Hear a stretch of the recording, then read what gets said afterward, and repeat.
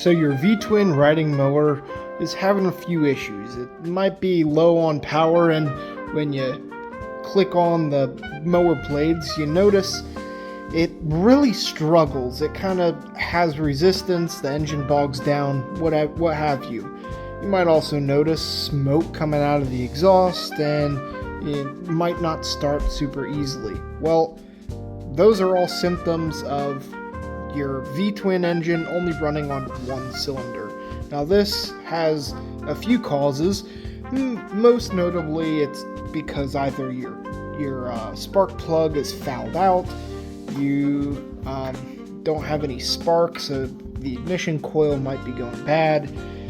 Could also be because of timing. Maybe one of these bolts came loose, causing one of these probes to get knocked loose, etc. Like, all these are issues. Now, the other side of the issues are a little more severe. You could have a blown head gasket, maybe a blown intake gasket, or in my case, probably the most severe is the destruction of your valves. Not only your valves, but also your head gasket, and even some damage on the piston. And that's probably as severe as it gets. And believe it or not, this isn't that uncommon. Now, of course, the push rod is in really bad condition. It completely just broke this one going into the engine through that little oil hole through there, and the other push rod is completely bent. There's a few reasons for this, but here's my issue. So this is the cylinder head, and you might think, oh, it looks completely normal. That's where you're wrong. You see this right here? This is the exhaust valve, and you see how it's kind of burnt around there? That means it's leaking. So not only that, because if a valve's leaking, it won't just cause your valves to grenade. You see this right here? You see that? It's sticking up. It's not supposed to be like that. This is like a valve guide insert, something like that. So as you can kind of see, this one for the intake, the intake is kind of pushed up a little bit.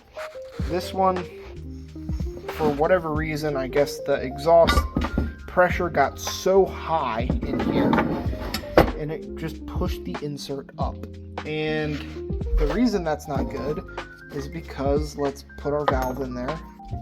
So now I have the valves installed. You can see that they're on there. They're sealing properly. Well, now the rockers mount right here, and the push rods mount right here, and they push them up to compress these two valves. Now this is the proper valve on this side. You can see that it squishes all the way down.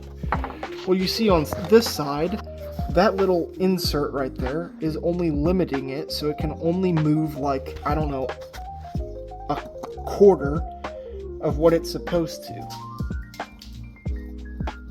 You see? So when this is limiting the compression of the valve, the rockers, of course they're not going to compress the spring when the spring's pretty much locked up. So all that movement just goes into the push rod, and the push rod bends, it breaks, does all that goodness. And when this happens, you lose compression, and only one side of your engine fires. And so to fix this, I'm going to hammer down this little insert.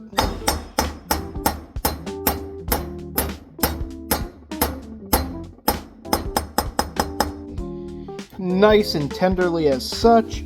Now it's sitting flush on there, and just to make sure that it doesn't do that again, it doesn't pop back up again, and it's sealing properly, we're going to hit it with the old welder, because the surface of this isn't really doing anything to seal the valves, since the valve springs go around the side. As long as we don't get weld where the springs seat, we should be good.